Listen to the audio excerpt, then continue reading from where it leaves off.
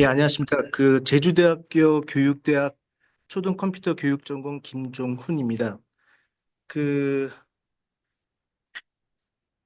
뭐, 좀 중요한 거는 지금 이 수업을 듣는 분들께서 꼭 따라해 주셔야 되거든요.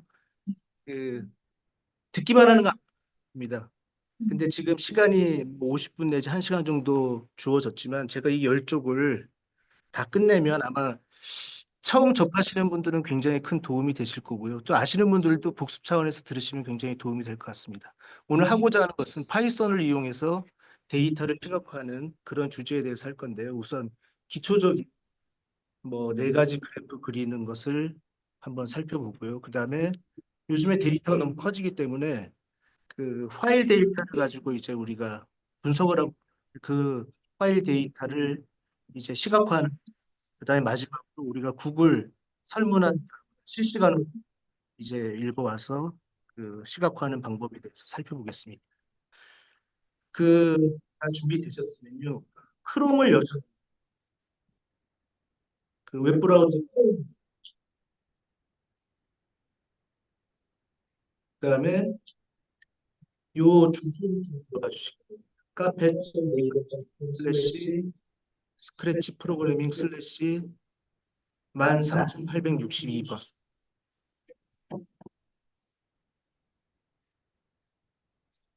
아, 요거요? 아, 채팅방.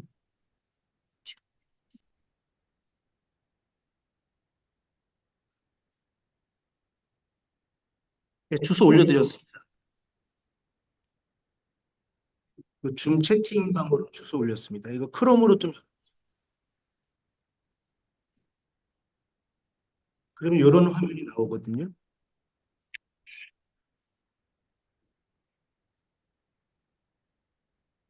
이 카페는 제가 운영하고 있는 카페인데요. 회원 수가 한 9천 명이 넘고, 그 컴퓨터 관련 선생님 회원, 거의 많은 회원으로 가입되어 있는 상태입니다. 활동을 안 하시, 와서 좀 그러시는 것 같습니다. 그래서 소프트웨어 교육에 관심 있으신 분들이 이 카페에 들어오면 굉장히 다양한 자료를 보실 수 있습니다. 자, 다 들어오셨나요?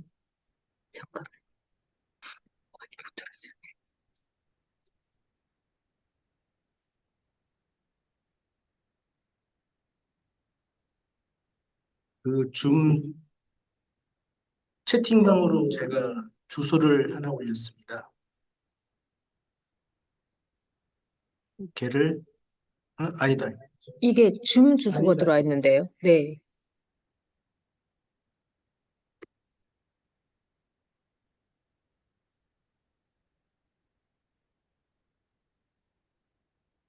잘못 올렸습니다. 예, 다시 올렸습니다.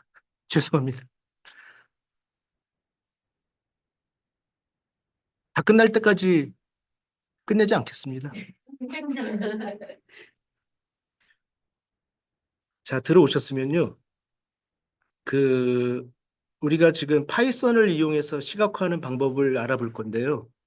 그, 세상에는 프로그래밍 언어가 굉장히 많습니다. 지금 1등 하는 게 파이썬이거든요. 그 이유는 무엇이냐면 데이터 과학이랑 인공지능이 나오면서부터 파이썬이 1등 하기 시작했어요. 그전에는 C라든지 이런 언어가 1등 자리를 차지했었는데 지금은 독보적인 일입니다. 그래서 물론 이제 통계 처리하는데 R을 사용하시는 분들도 계시지만 지금은 다시 또 파이썬이 모든 걸 장악하고 있어요. 그래서 파이썬 하나를 잘 하시면 뭐 모든 거는 다 이제 해결된다. 코딩 관련해서는.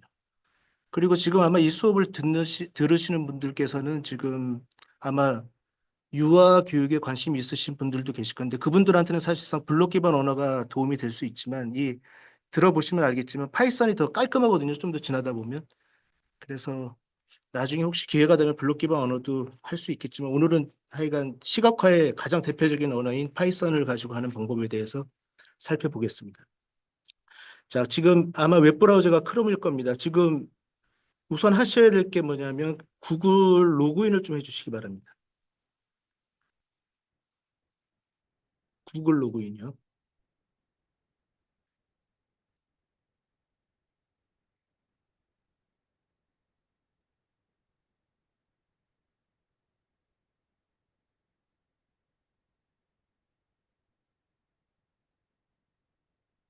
로그인 하셨으면 요 링크가 지금 두 개가 있습니다. 구글 콜앱이라고 보이시나요? 얘를 클릭을 한번 해보시고요. 그럼 이런 환경이 열립니다.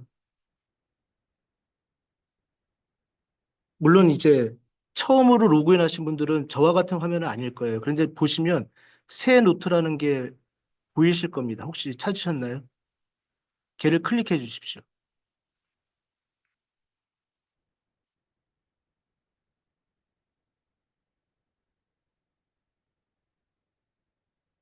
여기서 파이썬 프로그램 짜면 됩니다.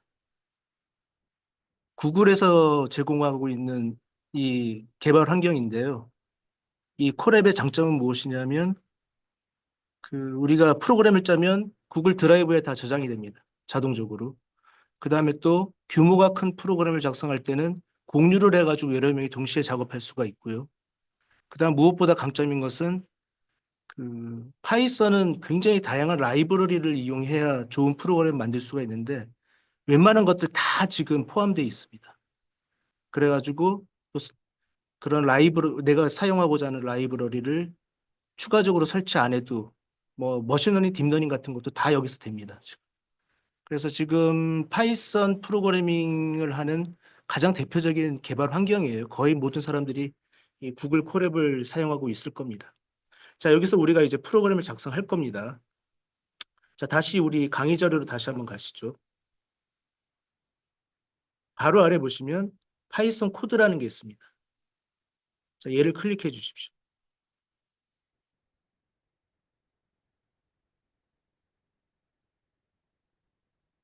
그러면 이제 프로그램이 좀 보이실 겁니다. 지금 제가 방금 클릭한 것은 오늘 수업 중에 배울 프로그램들을 제가 코드를 다 올려놓은 것이에요. 그렇지 않으면 우리가 한 시간 동안 끝나지 못하기 때문에 복사해서 붙여놓고 실행시키는 그런 식으로 수업을 할 겁니다. 그래서 처음 연 콜앱에다가 선생님들께서 여러분들께서 이제 프로그램을 복사해서 붙여놓고 실행을 시키실 거고요. 그런 식으로 진행을 하겠습니다. 자, 그러면 이제 우리가 프로그램 짤 수 있는 환경은 구축이 됐고요. 자, 그러면 이제 진행을 하겠습니다. 그래프 하면 제일 먼저 생각나는 게 선그래프입니다. 선그래프, 이제 그래프마다 이제 사용하는 목적이 있는데 시간에 따라 추세나 흐름을 나타낼 때 사용하는 것이 선그래프죠. 얘를 한번 이제 파이썬으로 어떻게 구현하는지를 살펴보겠습니다. 그리고자 하는 선그래프는 여기 나와 있는 그림인데요.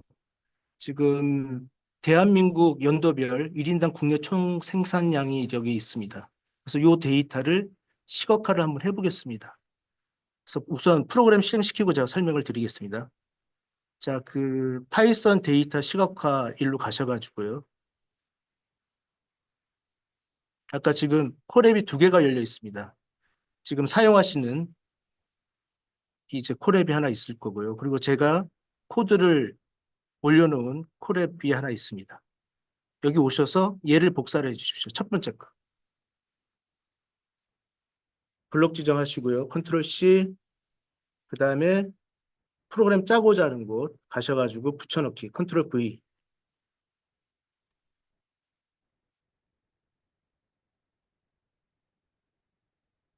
그 다음에 이거 왼쪽 보시면 이제 셀 실행이라는 버튼이 있습니다. 여기 바로 왼쪽에 그 버튼이 하나 보입니다. 얘를 클릭을 한번 해보십시오. 잠시만요.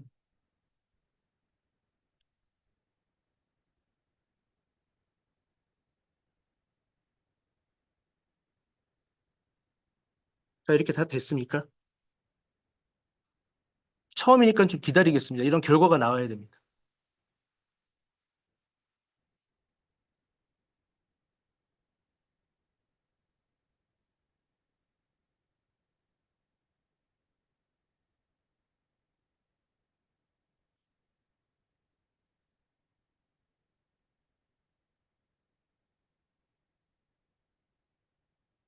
자, 셀 실행 버튼은 여기 코드 바로 왼쪽에 있는 요 검정색으로 된 요 버튼이 셀 실행 버튼입니다.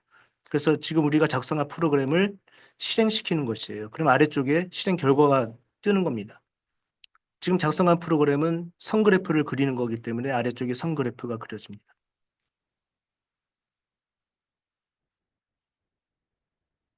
어떻게 다 되셨나요? 이 자리에 계신 분들만 되면 넘어가도 될 것 같은데. 자, 그럼 프로그램 설명을 간단하게 하겠습니다. 지금 연도가 2014부터 2022까지 있는데요. 얘를 year라는 변수에 저장을 했습니다. 2014부터 2022 이 데이터들을 대괄호로 묶어가지고 year라는 곳에 넣었고요. 그 다음에 연도별 국내 총 생산 GDP를 2014년부터 2022년도까지의 GDP를 또 대괄호로 묶어가지고 GDP라는 변수에 넣었습니다. 그리고 각각의 데이터는 콤마로 구분을 하고 있습니다. 이렇게.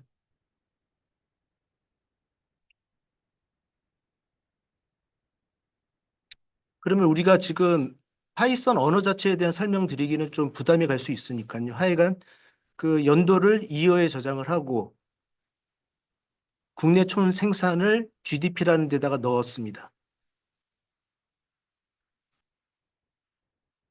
이 상태에서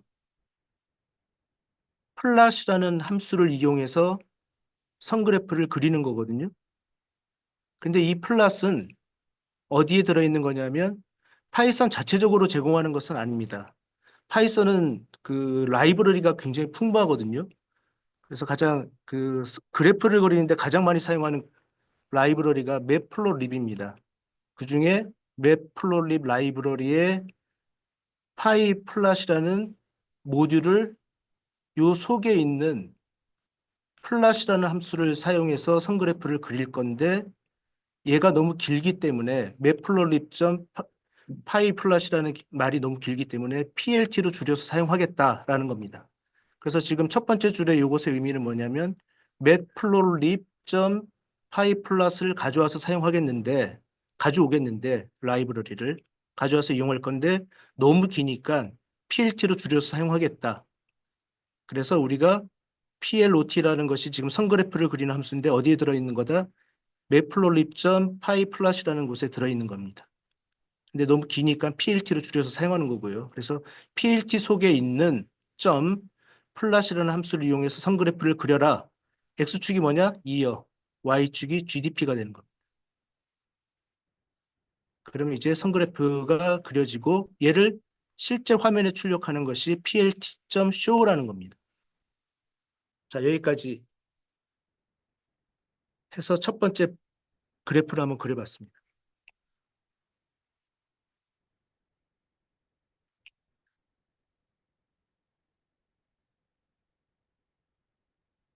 자, 그 다음에요. 그 선그래프 그린 거를 좀 꾸며보겠습니다. 그래서 다시 제가 제공하는 파이썬 프로그램으로 가셔서요. 파이썬 데이터 시각화라는 그 콜앱으로 가셔서요. 두 번째 셀에 있는 내용을 복사를 먼저 해주시기 바랍니다. 컨트롤 C. 그 다음에 선생님들 콜앱으로 가셔서 이제 프로그램을 실행을 시킬 건데 새로운 코드 셀을 만드셔야 되거든요. 여기서 이 상태에서 바로 위에 보면 플러스 코드라는 게 있고 플러스 텍스트라는 게 있습니다. 플러스 코드를 한번 누르시면 새로운 셀이 하나 생성이 됩니다. 자, 다시. 자, 지금 프로그램이 하나 완성된 상태고 그 아래에다가 새로운 프로그램을 작성하기 위해서는 코드 셀을 하나 생성을 해야 되거든요. 이 프로그램 위쪽 보시면 파일 메뉴 바로 아래 플러스 코드라는 버튼이 있습니다. 얘를 클릭해 주십시오. 그럼 새로운 셀이 만들어집니다. 여기다가 복사한 프로그램을 붙여놓고 마찬가지로 셀 실행 버튼을 눌러서 실행시켜 주세요. 자, 그러면 약간 아까보다는 많이 예뻐진 선그래프가 만들어지는 것을 확인할 수가 있습니다. 자, 여기까지 완성해 주시기 바랍니다.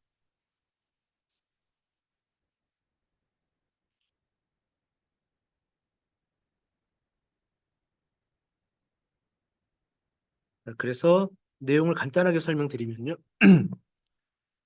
얘는 그 그래프의 크기를 설정하는 겁니다. 그래서 가로가 5인치고 세로가 3인치인 그런 그래프를 생성을 할 것이고, 그 다음에 선 그래프를 그릴 건데 여기 새로운 옵션이 하나 들어갔습니다. G., G라는 것은 선의 색상이에요. 그래서 그린 색을 의미하는 것이고, 점이라는 것은 여기 그 만나는 지점, 데이터 만나는 지점에 점을 찍겠다. 마커 모양. 그 다음에 다시라는 것은 실선으로 할 건지 점선으로 할 건지 그런 옵션을 나타내는 것인데 실선으로 나타나는 것입니다. 자, 그 다음에 타이틀. 이거는 그래프의 제목이거든요. 위쪽에 보시면 그래프의 위쪽 GDP per 캐피탈하고 이제 제목이 나타나는 것을 확인하실 수가 있습니다. 그 다음에 X 레이블이라는 것은 X축의 제목. 그 다음에 Y 레이블은 Y축의 제목을 설정하는 것입니다. 그 다음에 Y 림이라는 것은 뭐냐면 Y축의 그 범위를 설정하는 것이거든요. 그래서 최소값이 2,500이 되고 최대값이 4,500이 되는 겁니다. 위의 그래프는 지금 뭐 하여간 2,000 가까이 되는데 하여간 그런 값을 이제 설정을 하는 겁니다. 자, 그래서 꾸미는 거를 간단하게 살펴봤고요. 나중에 우리 수업이 끝난 다음에 내일까지는 뭐 여러 가지 특강이 있으니까 그걸 열심히 들으시고요. 그 다음날 이 아래쪽에 있는 과제 꼭 해주시기 바랍니다. 그래야 선생님들께 되니까요. 자, 그 다음으로 넘어가겠습니다. 지금 하고자 하는 것은 뭐냐면 선이 두 개가 있는 그래프를 그려보겠습니다. 그래서 지금 연도별 서울과 제주도의 지금 기온이거든요. 이 데이터들은 다 그 의미 있는 데이터, 가상으로 만든 것이 아니라 제가 출처는 지금 밝히지 못했지만 그 하여간 다 실제 데이터입니다. 그래서 이 데이터를 선으로 한번 나타내 보겠습니다. 그래서 아래쪽 보시면요. 이어라는 곳에다가 연도를 집어넣고 서울이라는 곳에다가 서울의 평균 기온을 저장을 했고요. 그 다음에 제주라는 변수에다가 제주도의 평균 기온을 저장을 했습니다. 그런데 이 데이터들은 다 뭘로 묶었다? 대괄호로 묶었다. 대괄호로 묶으면 그 리스트가 되는 겁니다. 리스트. 여러 개의 데이터를 표현하는 자료형이라고 생각하시면 됩니다. 자, 그 다음에 그래프의 크기를 설정을 하고요. 그 다음에 플러스를 이용해서 X축은 연도, 이어, Y축은 서울. 그러면 서울에 대한 평균 기온이 선그래프로 나타나고요. 그 다음 그 아래쪽에 또 플러스를 이용해서 X축은 마찬가지로 이어, Y축은 제주도 평균 기온. 그런데 각각 보시면 그 첫 번째 플러스에서는 레이블을 이용해서 서울이라고 설정을 했고요.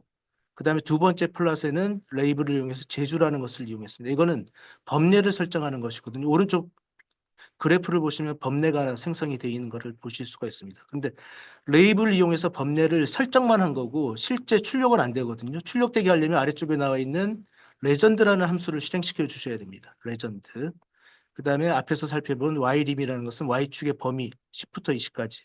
그 다음에 타이틀은 뭐 기온, x축의 제목, 이어 이렇게 됐습니다. 자, 그러면 다시 그 제가 제공한 콜앱으로 가셔가지고요.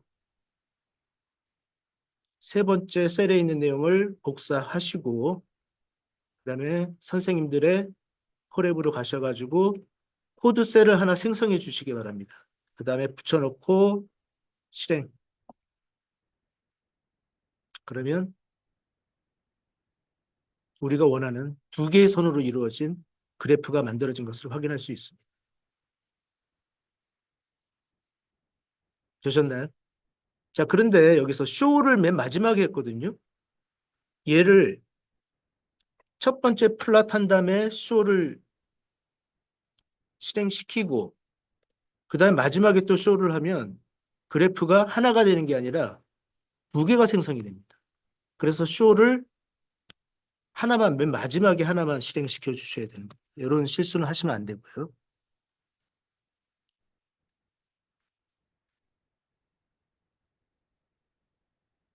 자, 그래서 간단하게나마 선그래프 그리는 것을 살펴봤습니다.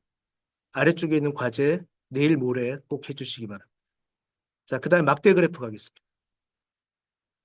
막대 그래프는 항목별 값을 비교할 때 사용하는 그래프죠. 그래서 지금 아래쪽에 나와 있는 데이터는 뭐냐면 2021년 계절별 강수량 양입니다. 단위는 밀리미터고요.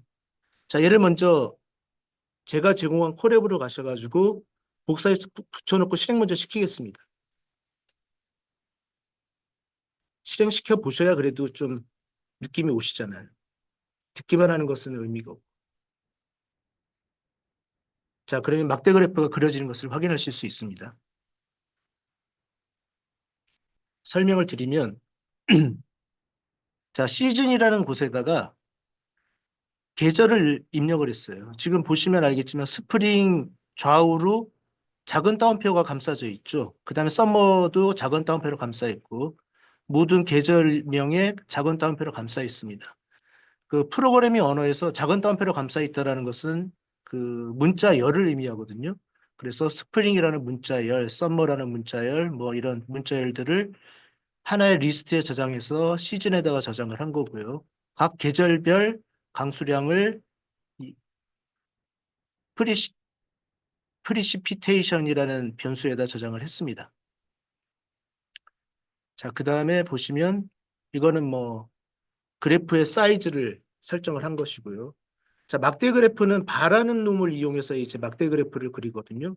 그래서 시즌은 x축의 값을 의미하고요.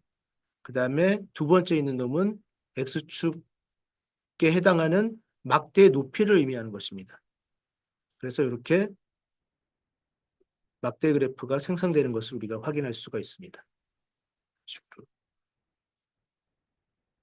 뭐 크게 뭐 어려운 게 없습니다. 그냥 바라는 것을 이용해서 막대 그래프를 그릴 수 있다. 물론 이런 막대 두께라든지 색상 같은 거 설정할 수 있거든요. 옵션 갖다가 그거는 뭐 그 챗GPT한테 물어봐도 다 자세하게 알려줄 거고요. 그런 거는 나중에 한번 찾아보시면 쉽게 구할 수가 있습니다. 근데 그 아래쪽을 보시면 똑같은 결과가 나오는데 위에는 지금 시즌과 프리시피테이션이라는 요 두 개의 리스트를 이용해서 막대 그래프를 그렸는데 그게 아니라 하나를 이용해서 우리가 지금 막대 그래프를 그렸거든요. 그래서 한번 먼저 실행을 한번 시켜보겠습니다.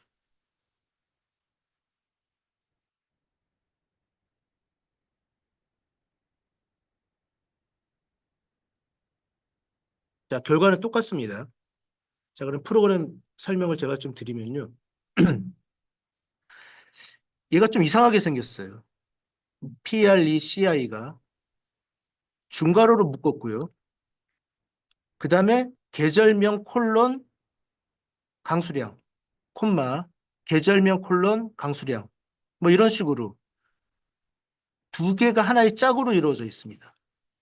이런 식으로 구성된 거를 갖다가 아래쪽에 나와 있는데 딕셔너리라고 그러거든요. 딕셔너리.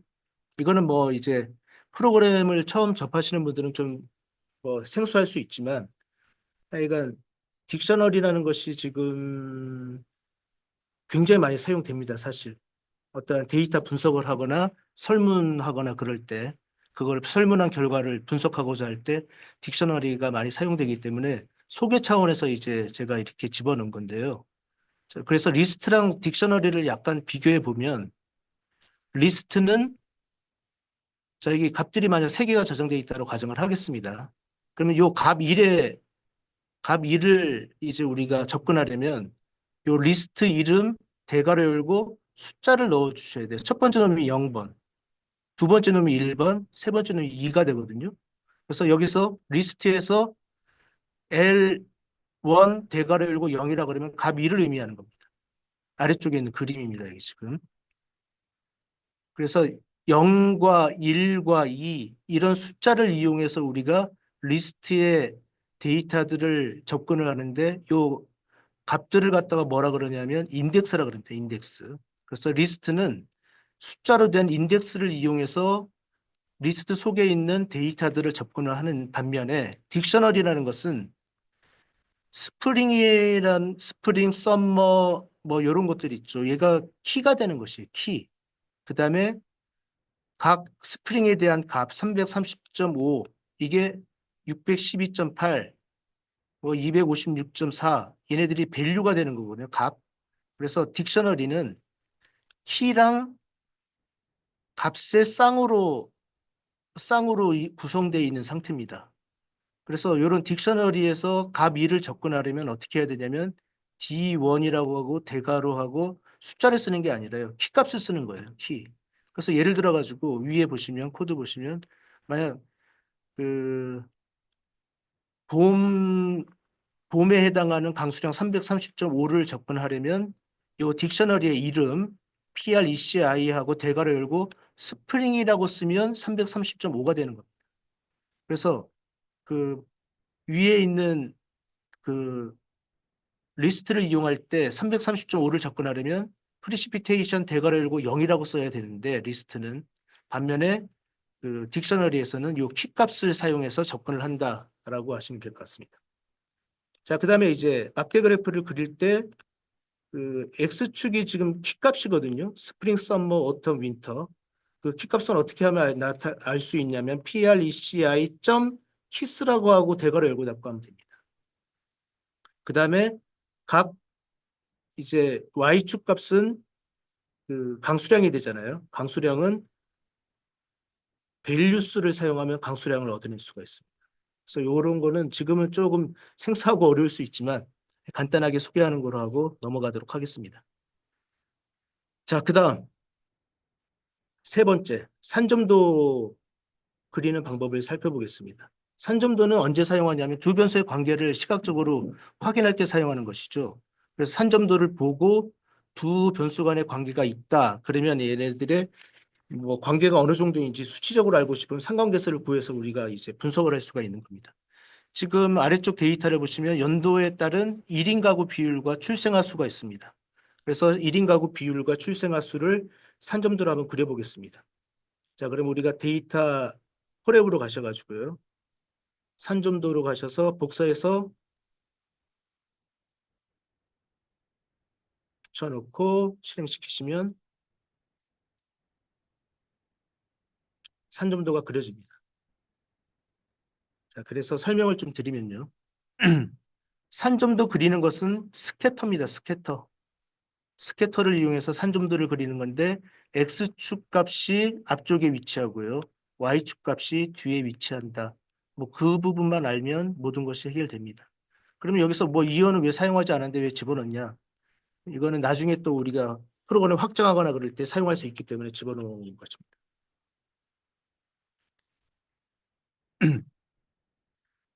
그래서 산점도는 스캐터를 이용해서 그린다. 자, 그 다음에 이제 히스토그램 그리는 것을 살펴보겠습니다. 그 히스토그램은 그 구간별 빈도수를 직사각형 기둥으로 나타낸 그래프가 되잖아요. 그래서 히스토그램을 그릴 때는 히스트라는 함수를 사용하면 됩니다. 이거는 지금 실행시키지 않고 그냥 시간 관계상 그냥 지나가겠습니다. 그래서 기온을 31개의 기온을 이제 리스트화 해가지고 템퍼러처에 집어넣고요. 그 다음에 얘를 히스토그램 그리려면 히스트라는 함수를 사용하면 됩니다. 그 다음에 뭐 기온을 히스토그램으로 나타내줘라고 하면 되는데 여기서 빈스라는 옵션이 있고 알파라는 옵션이 있거든요. 얘 둘 다 생략해도 이제 히스토그램을 그려지는데 빈스라는 것은 뭐냐면 구간의 수를 설정하는 겁니다. 생략하게 되면 10구간이 되거든요.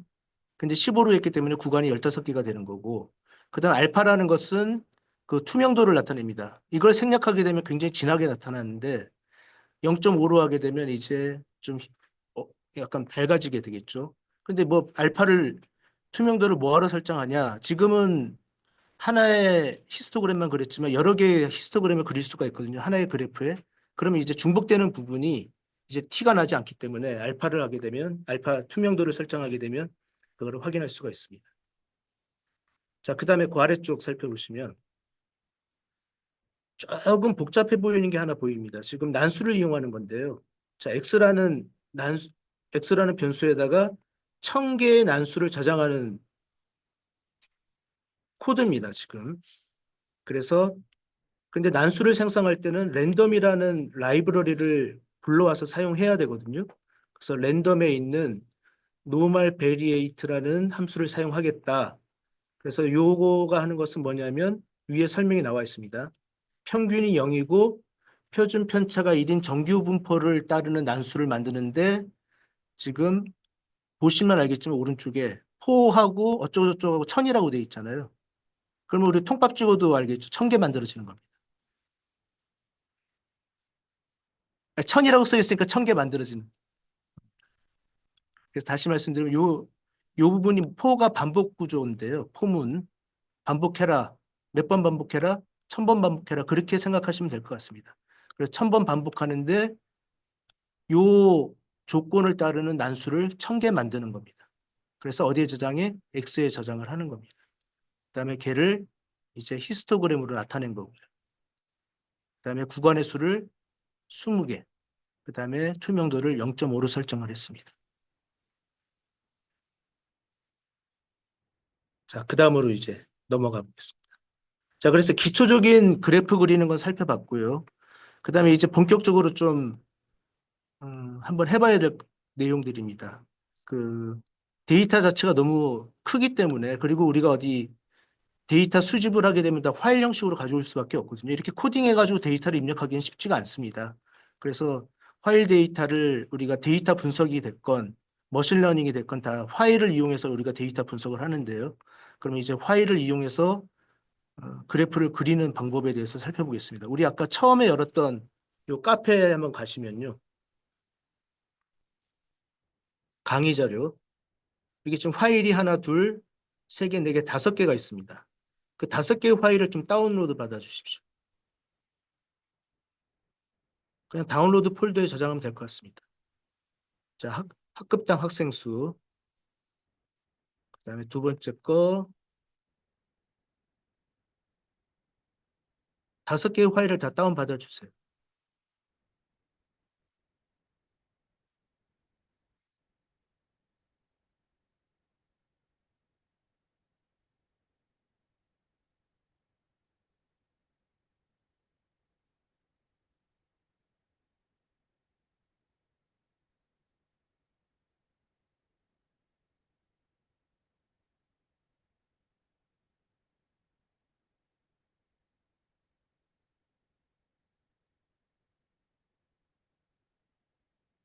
자, 이거는 새로운 개념이기 때문에 실행을 시키면서 해야 될 것 같습니다.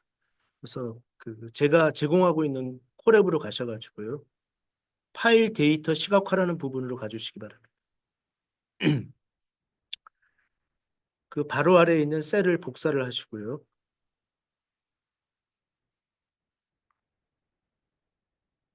그다음에 코드 셀에다가 붙여 넣어 주시기 바랍니다. 아직 실행을 시키지 말아 주시기 바랍니다.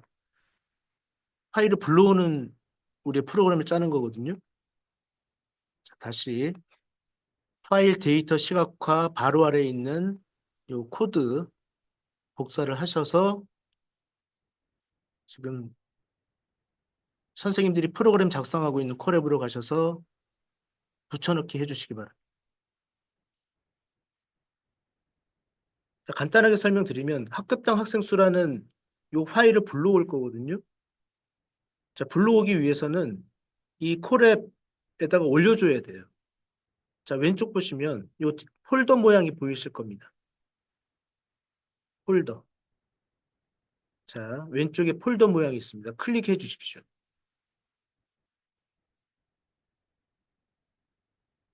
다시 자, 코드를 복사해서 붙여 넣으셨으면 왼쪽에 여기 폴더 아이콘이 있습니다. 얘를 클릭해 주십시오.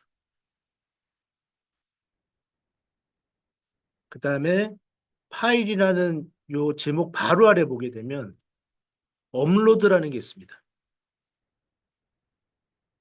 아이콘. 얘를 클릭.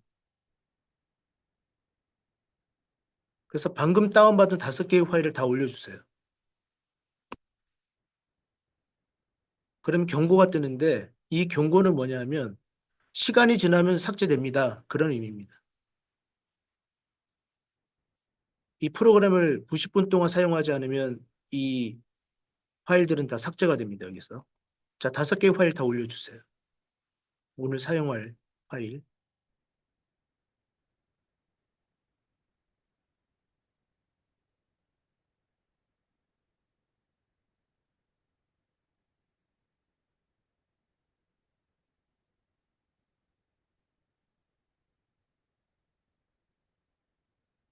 5개 파일을 올리셨으면 요 X표 눌러가지고 닫으셔도 됩니다. 화면을 많이 차지하니까.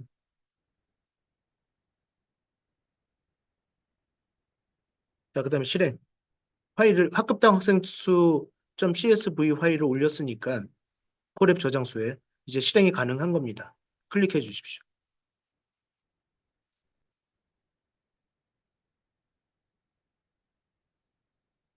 자, 파이썬을 이용해서 파이썬에서 이제 파일을 불러오는 방법이 여러 가지가 있는데요. 데이터 분석이라든지 머신러닝, 딥러닝에서 가장 많이 사용되는 것이 이 판다스를 이용해서 파일을 불러오는 겁니다. 그래서 판다스가 너무 기니까 PD로 줄여서 사용을 하는 것이고, 그럼 PD 속에 있는 리드 언더바 CSV 이 함수를 이용해서 파일을 불러오는 겁니다. 근데 이제 이 파일의 형식이 CSV 파일 형식이니까 리드 언더바 CSV를 사용하는 것이고요. 엑셀 파일이면 CSV 위치에 엑셀을 쓰면 됩니다. 이렇게. 자, 그런데 이제 요 오른쪽 보시면 인코딩 해놓고 이런 옵션이 들어갔습니다. 지금 이게 뭐냐면 지금 이 파일 CSV 파일 자체 한글이 들어있는데 한글 코딩 인코딩 방식이 EUC-KR이기 때문에 이 옵션을 줘야지만 돼요.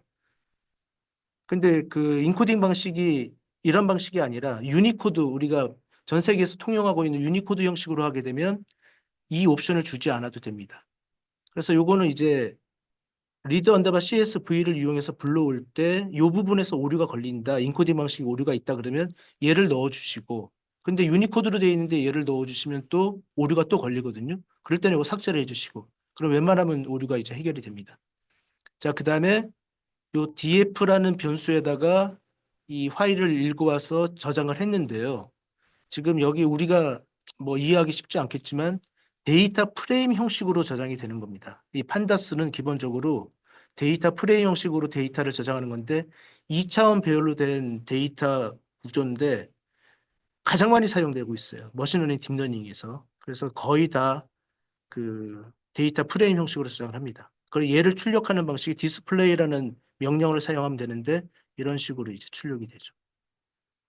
그래서 전체 14개의 데이터로 구성되어 있다라는 것입니다. 자, 그 다음에 이제 설명 하나만 더 드리면요. 서울특별시에 있는 학급당 학생 수를 어떻게 가리키냐? 이렇게 가리킵니다.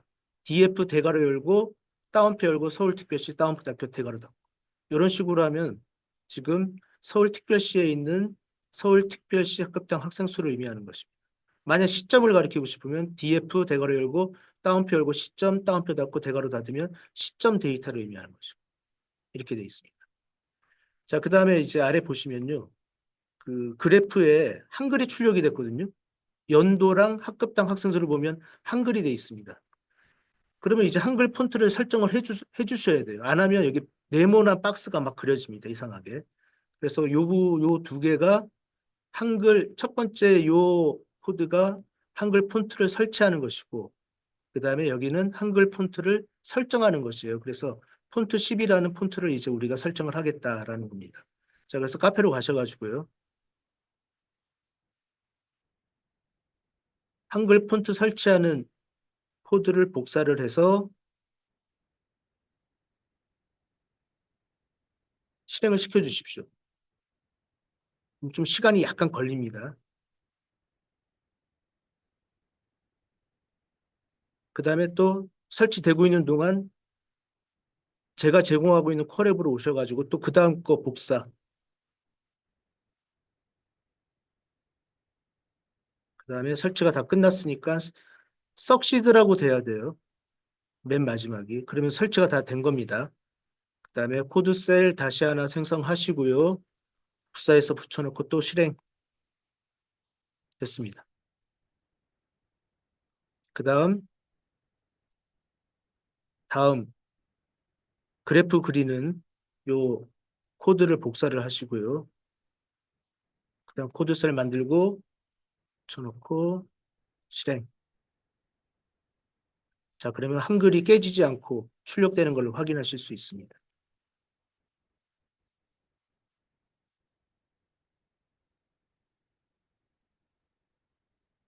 자, 설명을 제가 좀 드려야 되죠, 여기서. 뭐냐면 첫 번째 선그래프를 그릴 때 X축이 DF 시점입니다. DF 시점은 뭐죠? 2011부터 2024 요 데이터를 의미하는 것이에요. 그 다음에 DF 서울특별시 이거는 서울특별시에 대한 학급당 학생 수 데이터를 의미하는 겁니다. 그래서 이런 식으로 데이터 프레임을 사용할 때는 이런 구조로 사용해야 된다. 그런 내용을 좀 아셔야 됩니다.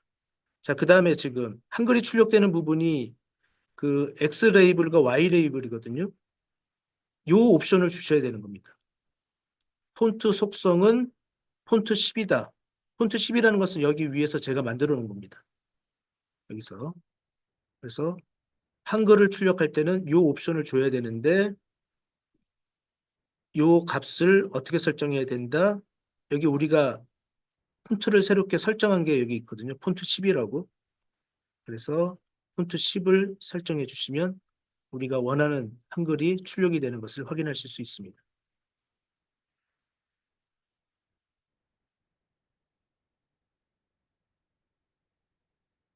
자, 그 다음 이거 설명만 드리겠습니다.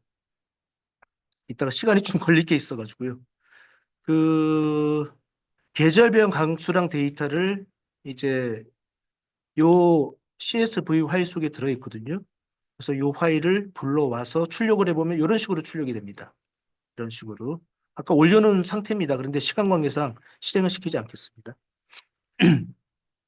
그리고 CSV가 뭐냐? 요거는 뭐냐면 그 데이터 분석할 때 제일 많이 사용되는 데이터 형식인데 전 세계적으로 통용되는 콤마 세퍼레이티드 밸류스의 약자로 콤마를 이용해서 데이터 각 그 항목들을 구분해 주는 그런 텍스트 파일 형식입니다.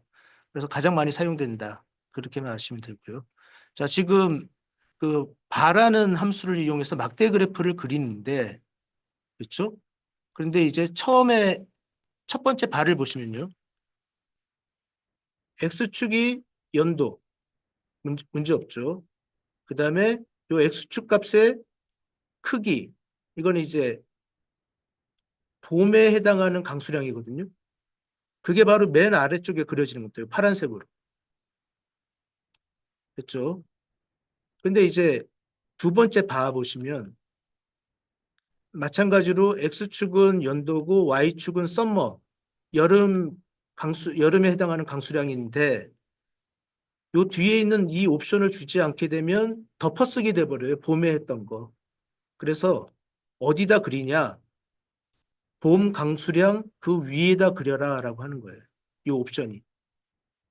그 다음에 세 번째, 그 가을에 해당되는 강수량을 그릴 때는 봄과 여름철 강수량 그 위에다가 그려라 라고 하는 겁니다. 둘을 더하는 것이죠. 봄 강수량과 여름철 여름 강수량을 더하고. 마찬가지로 겨울은 봄, 여름, 가을을 합한 그 위에다가 이 겨울철에 해당하는 강수량을 막대 그래프로 나타내라 라고 하는 겁니다. 이런 막대 그래프를 누적 막대 그래프라고 합니다. 자, 그 다음에 이제 좀 궁금해할 만한 거 하나 해보겠습니다. 우리 구글로 가셔가지고요. 챗GPT 한번 써보시기 바랍니다. 그리고 한번 들어가 보세요.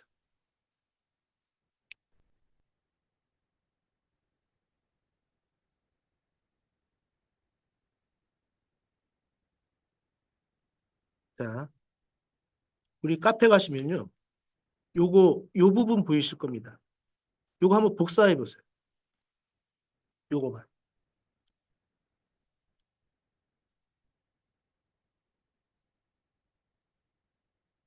제가 카페 자료실 있죠.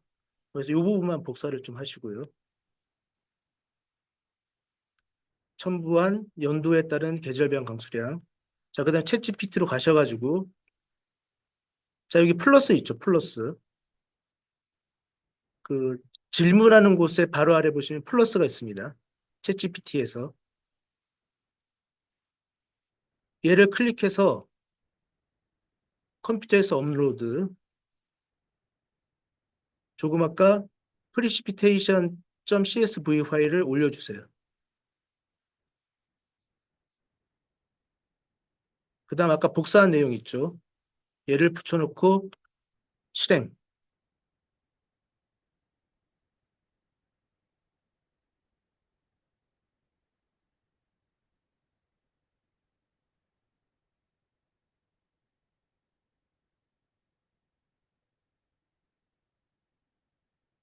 뭐 이렇게 분석을 오래 하죠?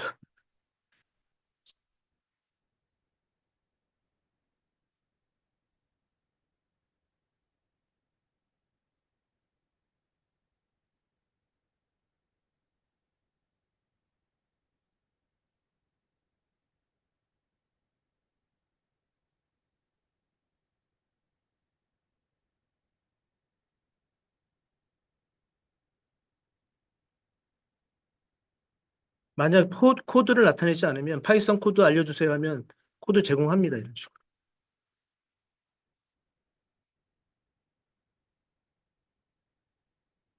그래서 지금 그 다 해줘요. 다 해주는데 근데 너무 의지하게 되면 우리가 새로운 걸 뭐 창조해낼 수가 없죠. 그래서 한 간단한 거 하나 이제 제가 보여드린 겁니다. 어떤 식으로 챗GPT를 이용하면 이런 것까지 만들어 주는지 재밌었죠. 궁금했거든요. 아, 예. 한테는 이거 해주지 않을까? 예, 예. 그러니까 파일 올리고 그거 분석해 달라 그러면 다 해줍니다. 예. 이런 식으로 하나 예시를 들어봤고요. 자, 그다음 보시면요. 이거 설명만 하겠습니다. 하나 좀 시간 걸릴 게 좀 있어가지고요. 그다음 페이지 보시면 지역별 면적과 인구 분석인데요. 그 파일 두 개를 이용하는 프로그램입니다. 지역별 면적이 있는 파일과 지역별 인구수가 있는 파일이에요. 그래서 여기도 한글이 있어서 또 한글 폰트 설치하는 거 했고요. 근데 여기서는 지금 폰트를 두 가지를 설정을 했습니다. 폰트 9와 폰트 11. 그 차이는 뭐냐면 사이즈를 9로 하냐, 사이즈를 11로 하냐, 그 차이입니다. 아까 우리는 폰트 10을 했었잖아요. 자, 그래서 이제 보시면 지역별 면적 .csv 파일을 읽어와서 df1에 저장을 하고 지역별 인구수 CSV 파일을 읽어와서 df2에 저장을 하고 얘네 둘을 출력을 해보는 겁니다.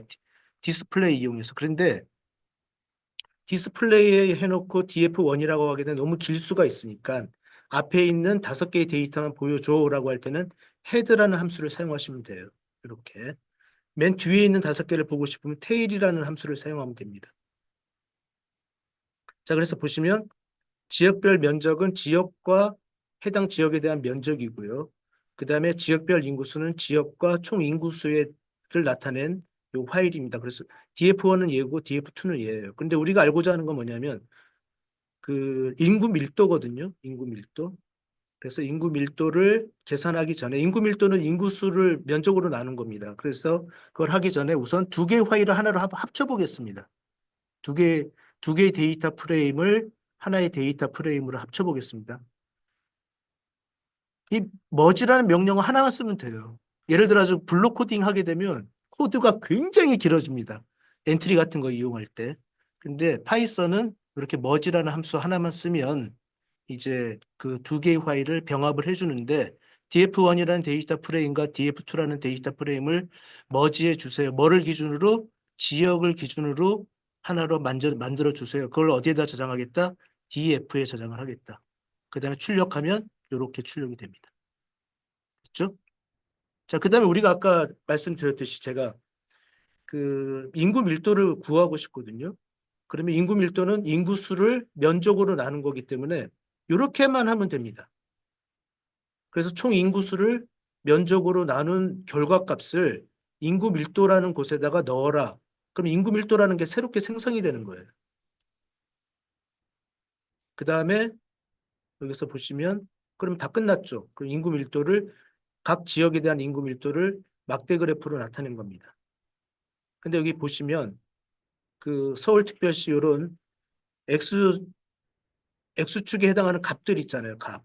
이 값들이 이제 그 수직으로 이제 수평으로 하게 되면 겹쳐지니까 막 깨지거든요. 그래서 수직으로 나타내기 위해서 이 옵션을 넣으면 로테이션 이퀄 버티컬. 그러면 이제 수직으로 이제 이 X축의 값들이 써지게 됩니다. 그때 사용한 함수가 xtix고요. 자, 뭐 기능적인 거니까 이거는 뭐 크게 어렵지 않을 거예요. 여기 나와 있는 과제도 꼭 해주시기 바랍니다. 자, 그 다음에 오늘의 사실상 하이라이트거든요. 이거는 다 하셔야 되는데 여태까지 못 쫓아가셨어도 이거는 좀 따라 해주시면 감사하겠습니다. 카페로 가시면요. 구글 설문 링크가 있습니다. 이거는 컴퓨터를 하셨던 분들도 좀 배워두시면 도움이 될 내용이라 가지고. 자, 클릭해 주십시오. 빠르게 그 설문지 하나 만들어 보겠습니다. 빈양식 클릭. 여기다가 노트에 있는 거와 동일하게 키와 몸무게.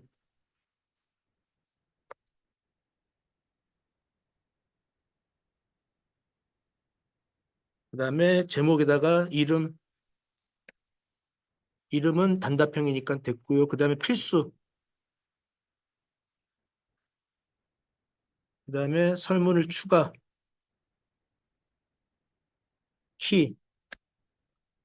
키도 단답형 맞는데 텍스트가 아니라 숫자니까 어떻게 하는 게 좋냐면 이 아래쪽 보시면 옵션 더보기가 있습니다. 지금 텍스트잖아요. 근데 키랑 몸무게는 숫자로 하는 게 좋거든요, 사실. 그래서 오른쪽 보시면 옵션 더보기 가셔가지고 응답 확인, 숫자, 초과가 아니라 숫자임, 그다음에 필수로 답하게끔. 자, 여기까지 되셨나요? 자, 키라는 것, 맨 처음에 이름을 질문을 하시고요. 단답형 텍스트, 키라는 놈을 또 이제 질문을 올리는데 그 숫자로 설정을 해주시고요. 얘도 필수. 그 다음에 또 하나 플러스 몸무게 필수로 하고 마찬가지로 몸무게 역시 숫자니까 숫자, 숫자임. 뭐 요거 숫자임 이거 설정 안 됐으면 지금 뭐 그냥 지나가셔도 됩니다. 우선 시간 관계상. 자, 그다음에 여기 맨 위에 문서 제목을 보시면 제목 없는 설문지라고 되어 있잖아요. 얘를 한번 클릭하시면 자동적으로 키와 몸무게로 바뀝니다.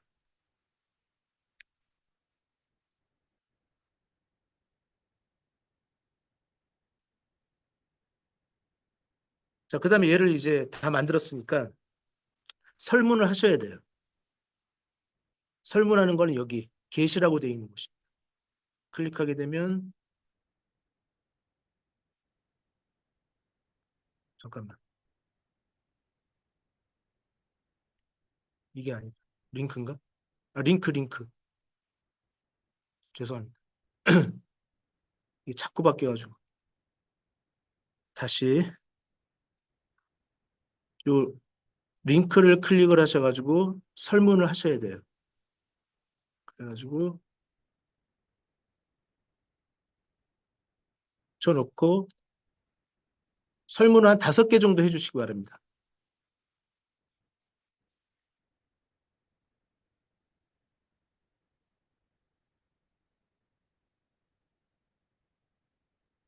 제출, 다른 응답 제출 5개 정도 해주세요.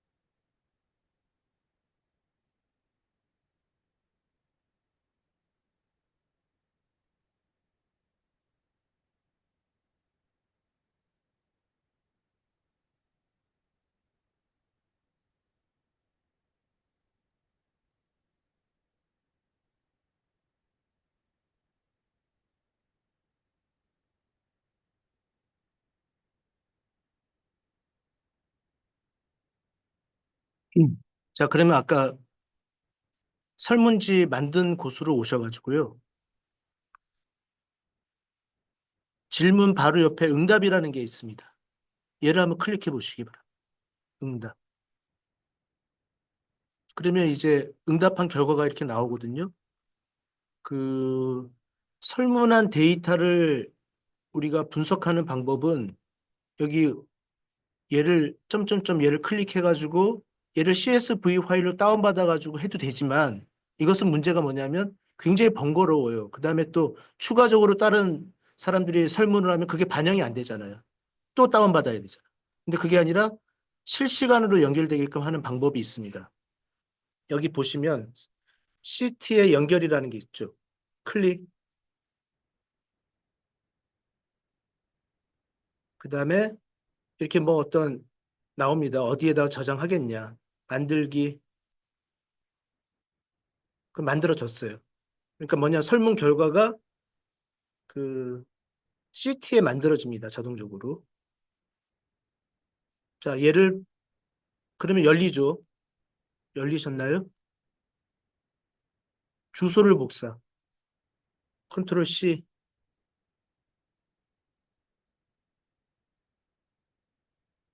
요 시트의 스프레드 시트의 주소를 복사를 하셔가지고 메모장 여셔가지고요. 복사한 걸 붙여 넣으십시오. 우선. 저장해 놔야 돼요. 이 주소를.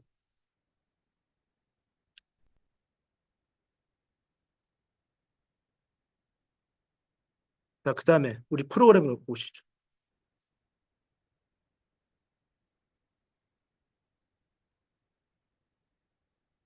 자, 어디로 오시면 되냐면 구글 설문 결과 시각화라는 게 있습니다. 이쪽으로 한번 와주시기 바랍니다. 그래서 얘를 복사. 그다음에 우리가 만들고 있는 콜에 가셔가지고요. 코드 붙여놓고 아직 실행시키시면 안 됩니다. 여기 아까 그 복사해놓은 주소 있죠. 스프레드시트 주소. 얘를 다시 복사해서 이 부분에다가 복사해서 붙여넣으셔야 돼요. URL equal 다운표 해놓고 물음표 3개가 있습니다. 다운표가 또 닫는 다운표가 있고요. 그 물음표 3개 위치에다가 붙여넣기 하세요. 지금 스프레드시트에 주소를 붙여넣는 겁니다. 그 다음 실행하면 사용자 인증도 하고 몇 가지 질문을 해요. 그래서 그 과정을 거치겠습니다. 실행, 허용,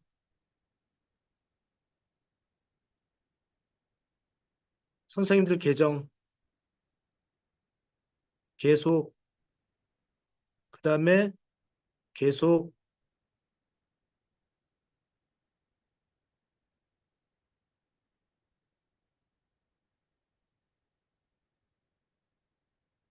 이게 나와야 됩니다.